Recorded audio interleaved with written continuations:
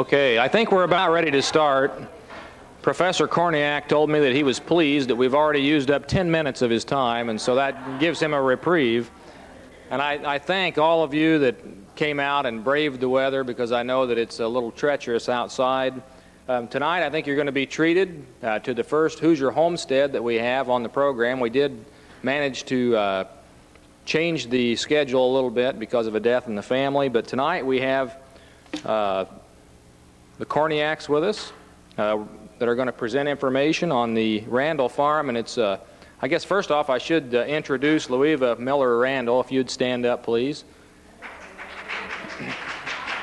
That's one of the generations. And then we also have her daughter, Alice Korniak, Professor Korniak. We have John Korniak.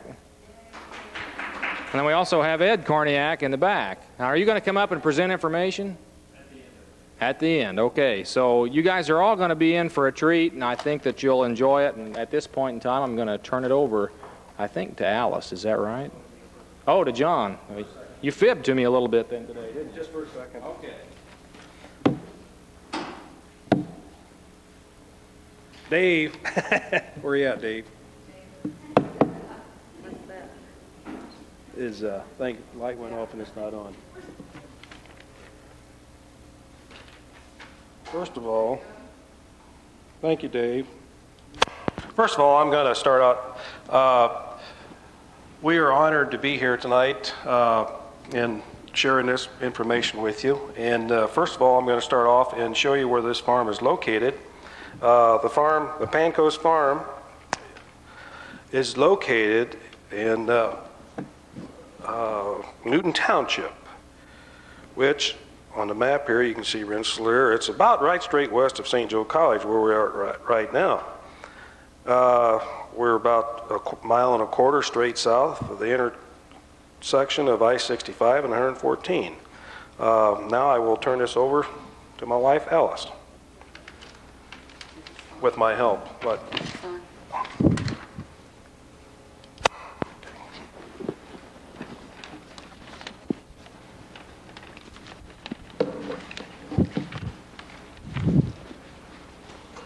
Our lineage goes way back to Grandpa Jonathan Pancoast, and he became a landowner in Jasper County in 1869. And later you can view this. These are some family memorabilia that we have put under glass.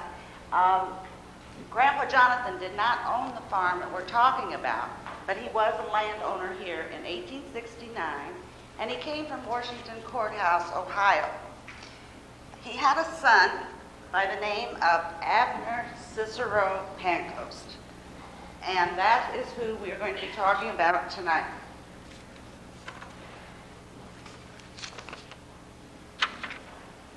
Now, you can't see this very clearly, but you'll give an idea that Abner... Press the red button. Oh, okay. This is Abner and his sister Lily. Okay? Now I asked Mother, I had never heard much about Lily. And Mother said, she moved to Eugene, Oregon. Now that would have been quite a deal in the 1800s. Mother said, must have been some special guy, I guess. That's all we ever know much about Lily. So then in 1882, Abner became a landowner. From then, the farm goes on to my mother and father, who owned it in 1941, bought it. John and I now own it today. Eddie and Ken are our children, and we've been blessed with a grandchild, Lee Allison, December 1st. So all in all, 7 generations have walked on this soil, from Grandpa Jonathan, Abner, Loie and Everett Halstead, Louise and Earl, John and Alice, Eddie and Kent, and Lee Allison. Now, next you will see on this. Now, this is an interesting photo, and we will have these for you to look at. It is the original building built on the farm. Now, they bought this farm in 1882. They moved there December 1st, 1883. Now, they brought down that winter before stone from North Newton Township. And it was called the Alva Yeoman Farm, later the Martindale Farm, and it's where Ed Prohaski lives today. And they brought that down by a stone boat during the winter when the ground was frozen, in the hopes of building a house and a barn to build a foundation. That building, and then there's another one to the side, which we called a kitchen right there. And that's actually what they moved into in 1883. My grandmother was 8 months old. Can you imagine, December 1st, and they moved into that. Here is a picture of my grandmother, which you can't see very well probably. Right there, Loie, and her younger sister by the name of Oka Gray. Oka Gray, maybe because of her name, never married. I don't know. But they were the two daughters of Abner Cicero. Now, Abner's wife's name was Eliza, and she was a Livingston and was proud of that fact. Go on, John.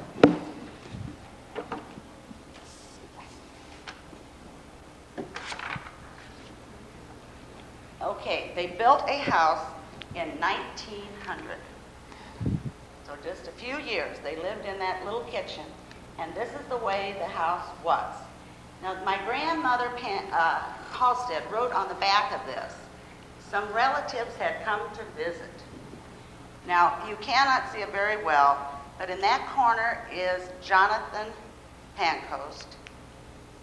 Here's Elizabeth, Eliza, Abner Cicero, the owner of the farm, and Loie, and then there was Oka, and over here, she says, is his Morgan mare, and it's tied up to a tree with a buggy.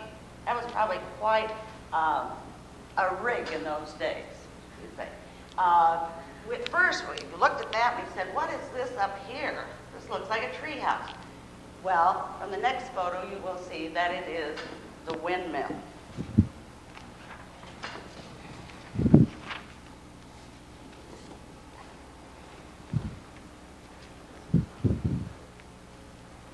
Which one have we got there, John? The Windmill. Okay. Oh, wait, I want that bottom. Well, Want the bottom one? No, that's okay. In 1910, this is the original house here in 1900 that you just saw. In 1910, they built an addition and added a stone cellar. The original building that you saw was still standing. And then there is the Windmill. So they were making progress rapidly. And that foundation still is supporting our house today, some of it, because my father remodeled the house at one time. But that's quite a picture there. And bring it on up, John. This is a much better picture of the house. It was covered with vines. And today, part of our house is covered with vines. They added a front porch. Now, if you'll notice something about this picture is that the negatives got reversed. The Windmill actually is on the other side. But be what it may, that is the house as it looked in its best day. In 1890, we have the certificate of my grandmother Pancoast, Loie, who was Abner's daughter, and the date is 1890 to 1891. She attended school at South Meadow. South Meadow is where Winnie Burrell lives today, if any of you are familiar with our area. And it was in a little meadow there, and that was called South Meadow, and they had to walk to school. Her teacher, Everett Halstead, who later became my grandfather and was 12 years her senior. But isn't that interesting? And we were, this is in very good condition, this certificate of her enrollment.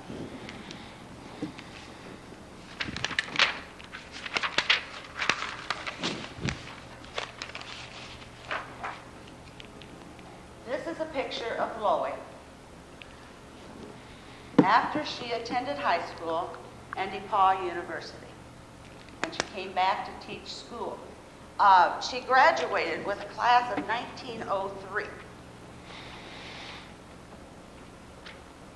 In those days, each student was given a silver spoon to commemorate their graduation.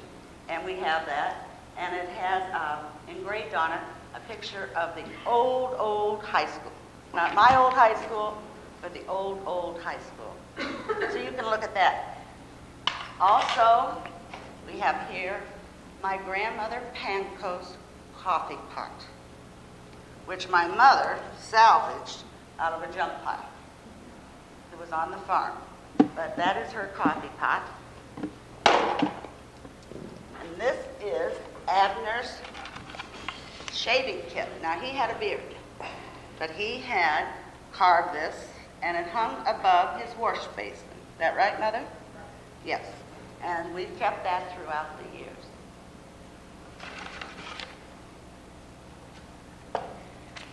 When Grandmother attended DePaul University, her roommate was Loma Wood, Bruce, who is Nelda Davison's mother. Isn't that something? Yes. And Loie taught for a number of years. I believe it didn't take long to go to college in those days. And so then she came back and she taught school until she married Everett in 1911.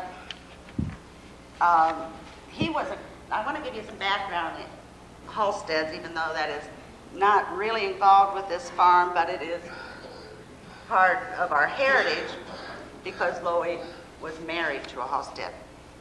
He was raised in North Newton Township. He was one of 8 boys, only 3 married. If you can imagine having 5 bachelor sons. His mother was a Harris.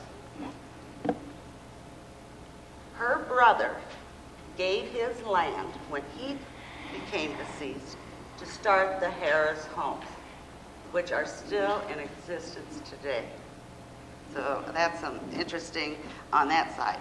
Also, Everett's grandfather was a trader, and he went to Chicago to trade. He was killed by a drunken Indian, and that is where the name Halsted Street in Chicago comes from. Halsted Street in Chicago, I don't know if you're aware of this, it's the longest street in the world. It has if you've ever driven a lot of it, you'll notice that it just goes and goes and goes. Well, that was named from one of our ancestors. Here we have one of the uncles with my Uncle John, who was born to Everett and Loie. Right there, John is a baby. Sanford, in front of the house. There you can see it a little better. He was a little boy. Everett served in the Secret Service, and Uncle John was born in Vermont. Now, that was quite a distance in those days. And then later they came back to this area. On down to the next picture. This was a typical, I suppose, Sunday afternoon. They were sitting in the front yard, as we know today, and it's Everett, right there, Loie, Uncle John, Aunt Jane. This is his sister Virginia, who Mother says this is the last picture they have of Virginia because they buried her that winter. Then there's Loie. No, there's Grandpa, Abner, Sister Row, and Eliza. In 1922, golf was becoming a popular sport. And Curtis Creek Country Club, the directors that started that, came to my grandpa and wanted to buy the farm for Curtis Creek Country Club. But he wouldn't sell it. So they located 1.5 miles west of us. But that goes, and Curtis Creek was founded in 1924. I don't know. That's quite a long time ago. Okay, John.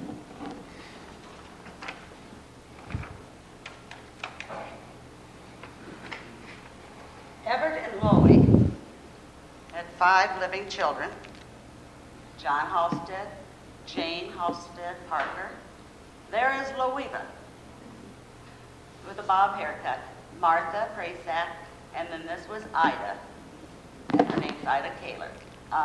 John and Jane are both gone now. But this was their family that Everett and Loie had.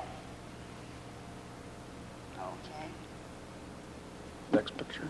Next one. Well, that family was growing.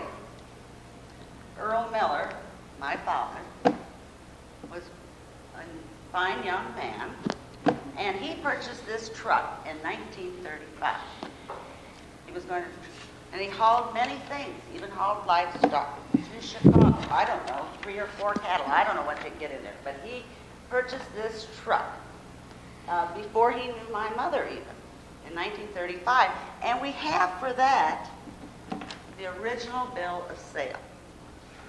And this is something you might want to look over. The name at the top, you can see it, Callahan and Caney. Now I think I don't know. The Caneys, did they? I don't know. What is this, John? Callahan, Caney. Brussenhan was the son-in-law of Callahan later on. I remember that. But anyway, it gives the details of his purchase of this truck. There we are, the dollar amount. He paid for it in installments. But that was 1935.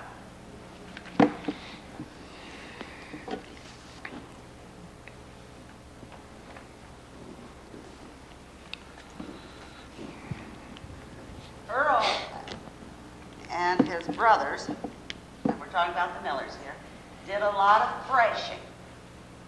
And this was in 1937 that Mom and Dad were married, Mom and Dad's first wheat cart. And that vehicle that they're pulling is called an Avery, if you know what that is. We have also down here in 1938 a receipt from the cooperative elevator in Francisville. Now it says 50 cents a bushel. And what do we have, John? 80-some bushels. We don't know what we're talking about. I think it's corn. But it isn't.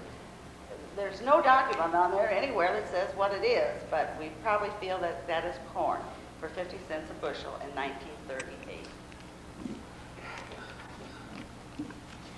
You want to open that up or not? No.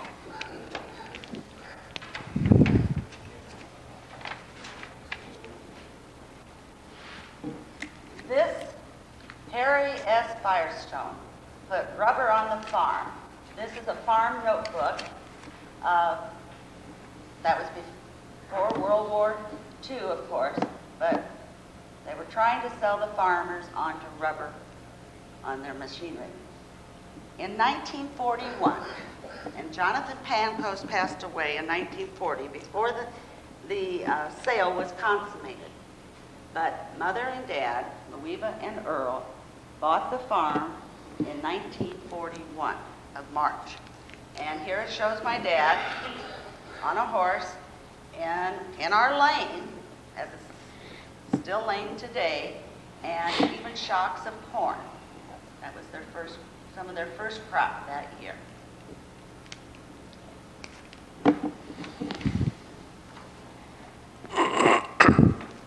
Before Mother and Dad bought this farm, they had lived where Harringtons live today, up a mile lane. And then they lived at Pleasant Ridge, which, let's see, probably you would know where Dean and Skeet Houston had lived. Mother said it's no wonder they were always buying repairs because now there's a gravel pit there. So anyway, they moved west of town, and here it shows Mother with a bucket in each hand. The wives worked just as hard as the men, and a truck, and in the back you can see part of the barn. This is 1941.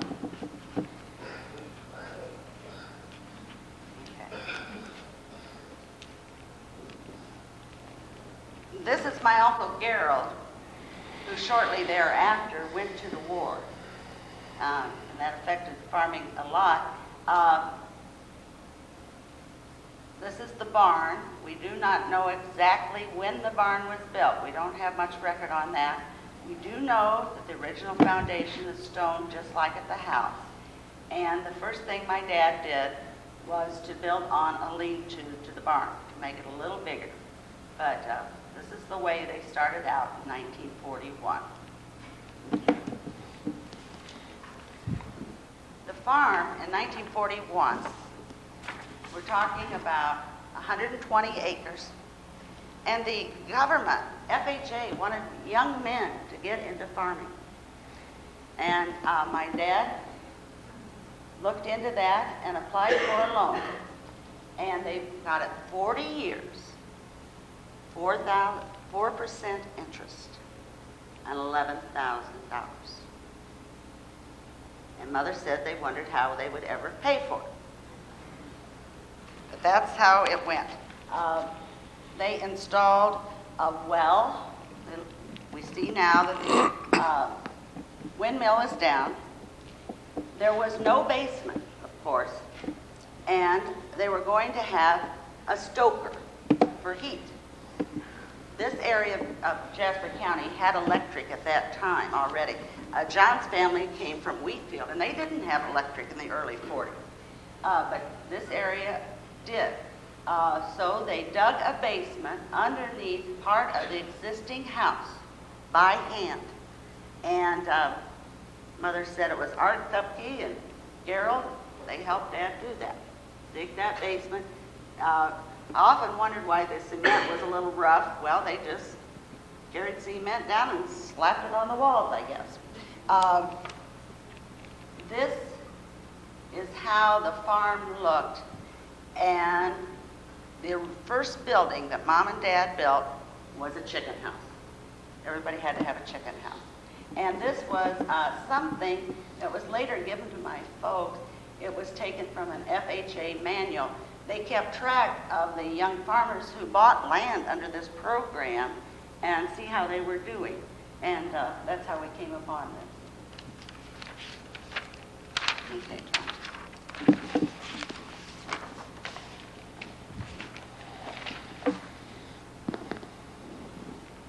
This is during the war. My Uncle Gerald had served overseas, but this was my Grandpa Miller, my dad, Uncle Marvin, who was a high school boy at that age, and Bill. And they were working the land in the 1940s. My Grandpa Miller had bought, just prior to Mom and Dad buying this land, acreage to the west. And so it became a real family operation. Here it shows Bill and Dorothy. A gas pump was now on the farm, and this is a 2-row cultivator that they were. They didn't even have shoes on, Mom.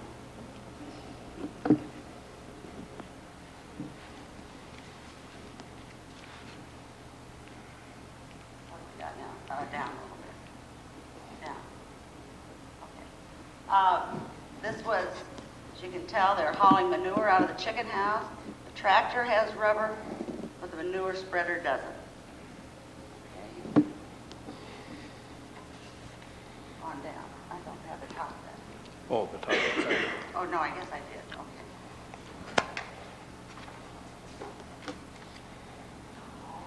Okay, here we are. This is 1943. This is my dad. Maybe some of you will know Ray and Allie Mae Ferris. They were up in Union Township, Parr area, and Bill. And that is, Mom says on this picture, this is Labor Day, and they're digging the expensive ditch. And that was, they were putting some tile in. We're moving along here, folks. People are progressing, so they're going to put some tile in, and that's what that is. My folks at that time also built a garage. Now this two-car garage, I remember vividly, but it did not sit next to the house. It was quite a ways away. It was across the lane. And Bill and Dorothy going to school, carrying their lunch. There wasn't a hot lunch program in that day.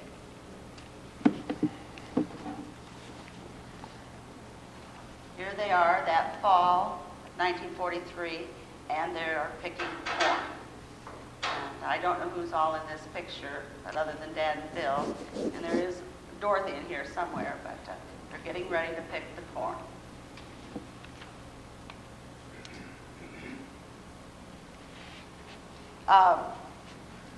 The farm had lots of willows on it, but over the years, Mother and Dad tore them down. They cultivated the ground, kept them from growing back. To the south of the house, my Uncle John always told us that it was called the duck pond because water stood there so. Well, it still does today. If we got a big rain, first place we're going to get water is in this duck pond. I don't care how much tile we put in there. That's the first place for it to stand, and it stays the longest. But we usually do raise a crop in that duck pond, but there's just something about the layout of the ground. Okay.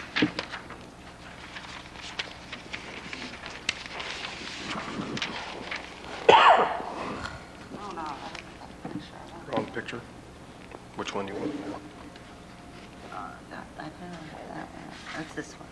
No, I didn't have this. Do you want that? Yeah.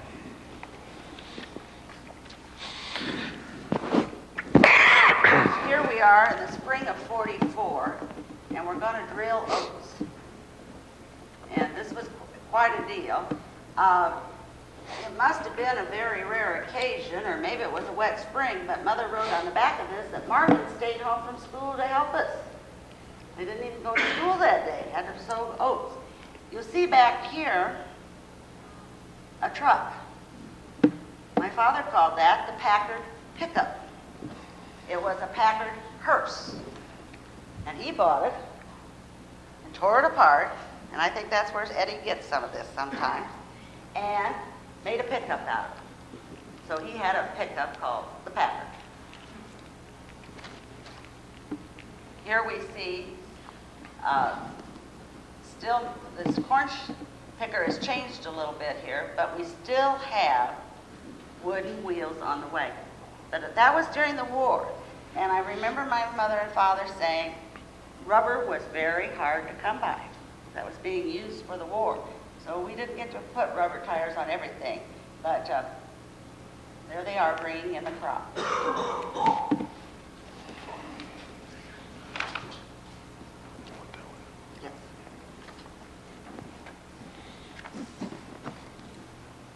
Now our chicken herd, flock, whatever you call it, is growing.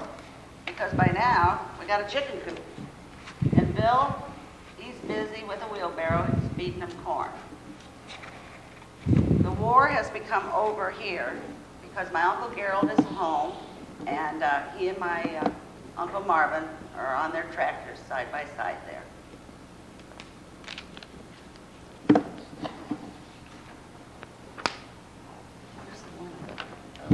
Oh, this picture, which you can't see very well.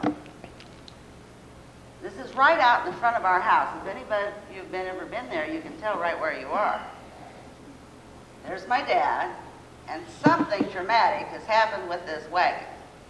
And that corn crop doesn't look real good, because over in here, you can see the wheels of the wagon. That was a bad day on the farm. And I'm sure Earl was not very happy to see Louisa with a camera, but he stood there while she took that picture.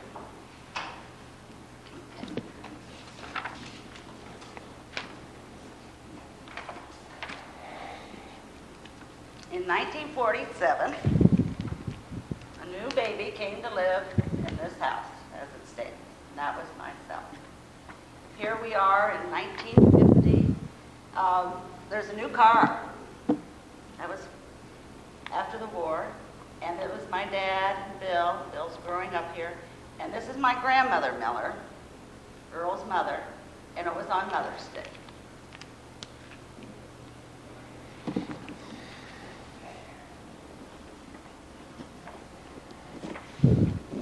if you notice on the top of this, it says Earl W. Miller, Jr. Let's Grow Corn, Purdue University. I sort of remember some 4-H books looking similar to that, and I'm going to teach them how to grow corn.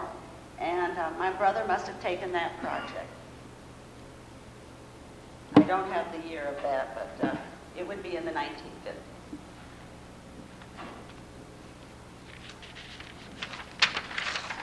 Yeah. Now, how many of you can identify with the Raleighs? They came door to door and did quite well. These housewives didn't run to the store for everything. And I cannot remember the Raleigh man's name. Does anybody remember him? I can see.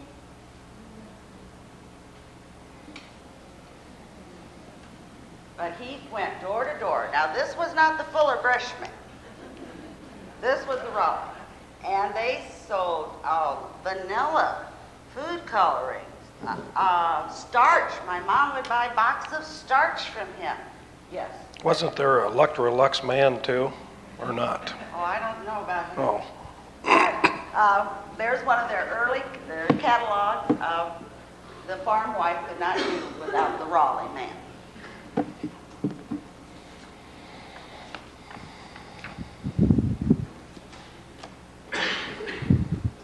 Now we moved up a little bit here. We've got an umbrella. They're here to stay. I think that says M&M on it, whatever that means. Minneapolis Moline. Oh, Minneapolis Moline. And this is Bill, and he's going to bale. There's a baler back here. And over here, we're getting ready for a 4-H project. Now, my dad bought this granary somewhere. I don't know where that came from, and moved it on the farm. He had now built a tool shed. Now I thought that tool shed was mighty big. Well, we've got that today and hardly anything will fit in it. But we still have it. Now back here is a truck. A 1-ton? 1-ton, 51 or 52 Chevrolet. And when my dad sold it, you know who bought that? Harold Evers. Yes, that's right there. You probably remember that, Harriet. I think it was sort of greenish and red, but that was Harold's truck after it was ours.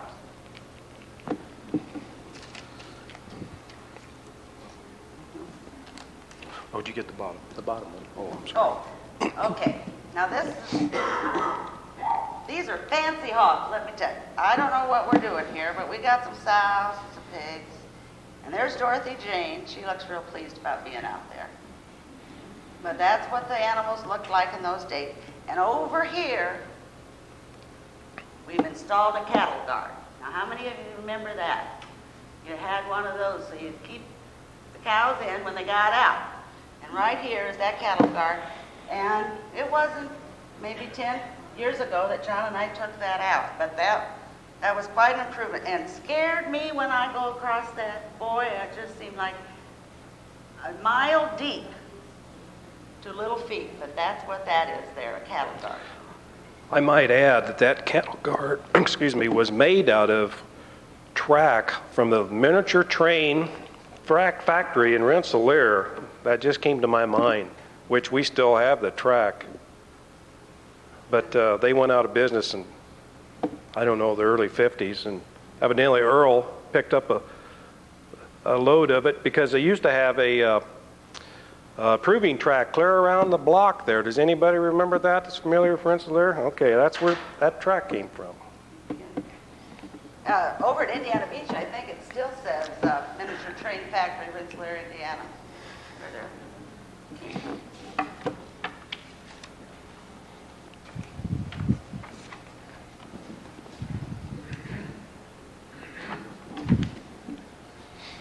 here we are. We got a 1953 Ford. Oh boy.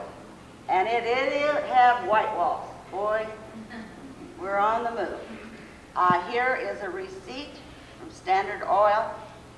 And always, I remember no one other than Larry Bruce being our Standard Oil man. And it was dated 1955, and the price was $17.9 a gallon. Now we pay that at least in taxes today, but on the gallon of gas that we buy. Also, Wilma Lewis's dad, what was his name? Alexander, Mom. Bob. He was our gas man. Being the little one, I'd always run out and have to visit with him, and he'd visit with me because they wouldn't let me go in the barn. But in here, my grandfather has, what was that called, John? I can't read it on this. It's a farm book. Armor, well, Yeah, Armor Fertilizers. They're starting to really push that old fertilizer on the soil. And I have a picture here, which we won't put underneath the light. What I want you to look at, this is my Grandpa Miller. The first one is him as a young man, but the one we're interested in is right here. There are 2 sacks of corn, one with fertilizer and one without. And he was just grinning like a Chessy cat because, boy, that corn, that fertilizer paid off. And I want you to look at that after this. would that show through there? It's glad I got a glass. I think in that booklet, what is the price on oats in that booklet? There was a couple notes inside it. 63 cents. 63 cents. Here, you want to talk about it a little bit? A farmer's notebook evidently was his valuable tool. He had 2 quarts of brush killer and 6 bushels of oats, and the oats were 63 cents a bushel for $3.78. So that was probably some of his first notes of the spring that year, what he was going to be doing.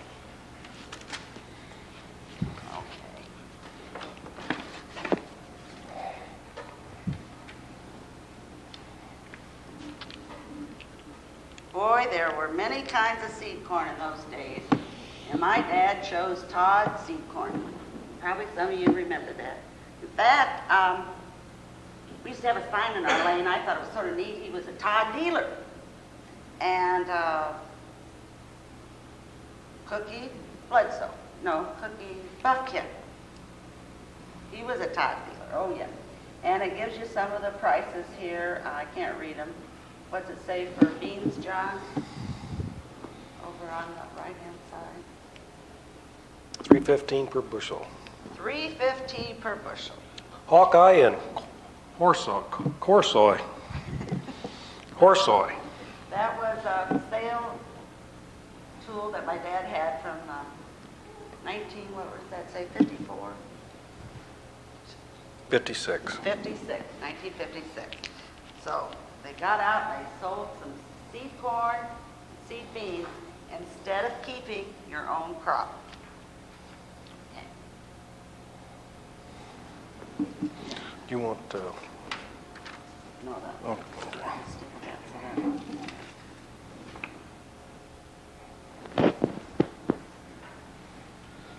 Right here was in 1956.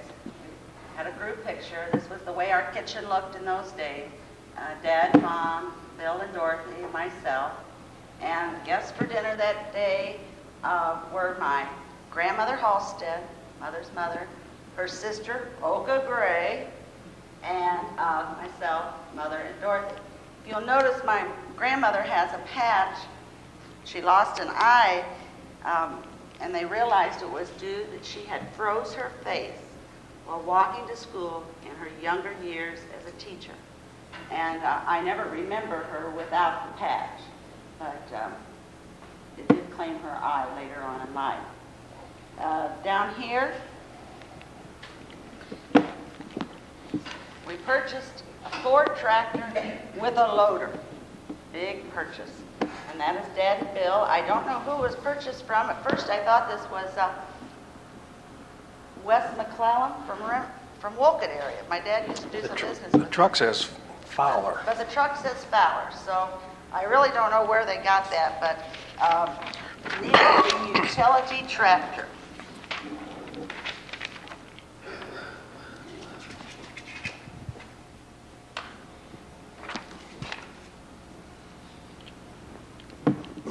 Farm's looking better.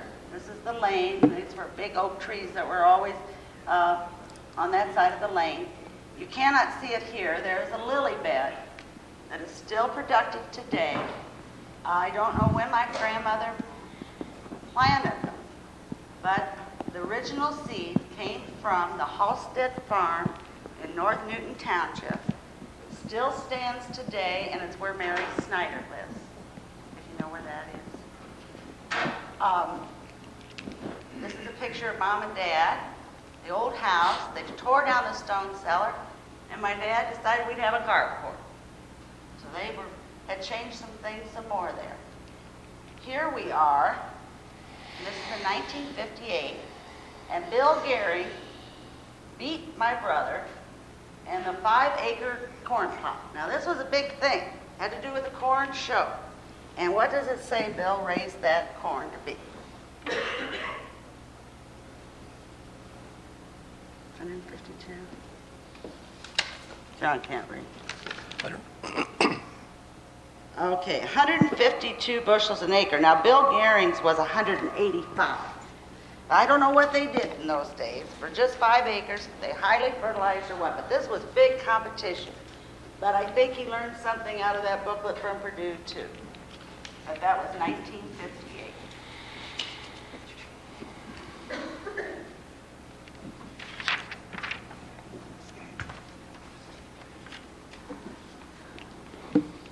In 1961, my father took the roof off of the old house, added on, and this became the house as it looks today. My mother had been stricken with cancer, and he said, enough of the upstairs. Off it came, and we had a one-story house. But we still had the carport. This is my brother, and he's happy to have a self-propelled combine. He sat out in the open, but farming was changing. Here they are, my dad, Earl Miller and Son. And they saw that things were changing in the way we were going to store our grain. And they became dealers for grain handling equipment and storage bins.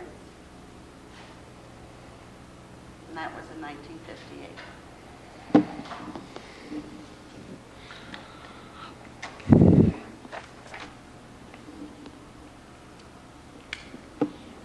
And there you can see that the grain bin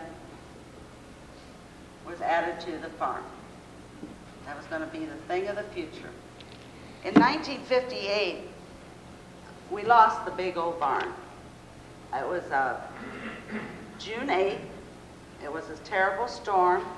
Bill was the only one at home at that time. The rest of us gone to W.J. Stanley's to a picnic, and it was struck by lightning. And with the lean-to, they had cattle and pigs both. The cattle stampeded from the storm out into the woods, and they were saved. The pigs ran out of the barn and ran back in. So, how much rain did we get that time, Mom, during that storm? 13 inches in 5 days. Can't imagine. It had to be a soggy, soggy mess. But That was the same day a tornado went through Rensselaer and took the roof off the old Coca-Cola bottling company, right? oh, it is? Oh, yes. I can remember Mom and Dad took off. They left me at WJ's, and later that night, somebody came to pick me up, and the water was so bad that it rolled in the car. Of course, we didn't have very many blacktop roads in those days, but it rolled in the car. The rain was so bad. So then, as time goes on, wait down here at the top. At the Top. Yes. This is 1964, and my father was killed in a tractor accident, hit by a car. He was done with his crop. He was coming home to put the plow away, and he was killed. It was election eve. My dad was commissioner. My dad had been trustee, but now he was commissioner. And it was a very sad time for our family. 2 years later, less than 2 years, August of 1966, we lost Bill. And here's a picture. We love our family, but we can't do without our friends. And you'll see some familiar faces here. And they came to harvest the crop. And that was just Mom and Dad's 25th crop. And it was harvested by friends.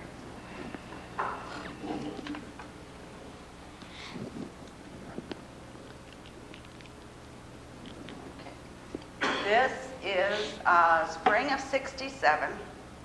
Mother made the decision that she would have a farm sale, and it would be turned over to New Rains, the farm operation from then on.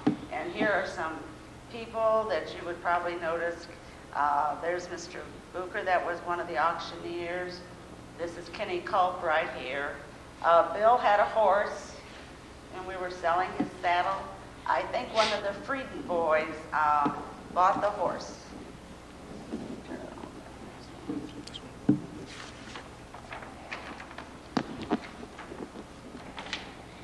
And there's some more pictures. This is what the barn was replaced with when they had the fire. No more big barns. We've now gone to what we call a cattle barn, and it's still productive today, and we see others around the community that have been built, and we're still being used today also. And there's some more of the sale. So we thank you, and we'll have a break.